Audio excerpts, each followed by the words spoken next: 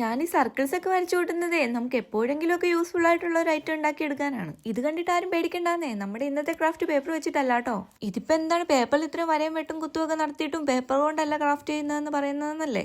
പണ്ട് ഞാൻ സ്കൂളിൽ പഠിക്കുന്ന സമയത്ത് ക്രിസ്മസ് ടൈം ആകുമ്പോൾ ക്രിസ്മസ് ഫ്രണ്ടിന് ഗിഫ്റ്റ് കൊടുക്കുക എന്നുള്ള ഒരു ചടങ്ങുണ്ടല്ലോ.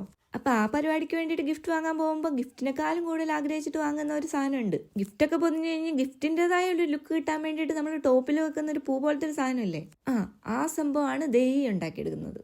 ഞാൻ ഗിഫ്റ്റൊക്കെ കൊടുക്കുമ്പോൾ ഇതുപോലെ ഭംഗിയിലൊക്കെ പൊതിഞ്ഞ് ആർഭാടമായിട്ട് ഇതൊക്കെ വെച്ചിട്ടാണ് കൊടുത്തോണ്ടിരുന്നത്. നമ്മൾ വീട്ടുകാരെയൊക്കെ പറഞ്ഞ് കൺവിൻസ് ചെയ്യിപ്പിച്ച് ഇതുപോലുള്ള സാധനമൊക്കെ എങ്ങനെയൊക്കെ കരഞ്ഞു പിടിച്ചൊക്കെ വാങ്ങിപ്പിക്കുമായിരുന്നു.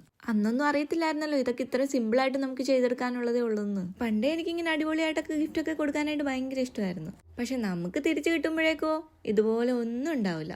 എനിക്ക് ഇങ്ങോട്ട് ഗിഫ്റ്റ് കിട്ടുന്നതിനേക്കാളും സന്തോഷമാണ് അങ്ങോട്ട് കൊടുക്കുന്നത്. അതുകൊണ്ട് എനിക്ക് അതൊന്നും വലിയ പ്രശ്നമൊന്നും അല്ലായിരുന്നു. ഇഷ്ടപ്പെട്ടെങ്കിൽ ഒന്ന് ലൈക്ക് ചെയ്യാനും സബ്സ്ക്രൈബ് ചെയ്യാനും മറക്കല്ലേ.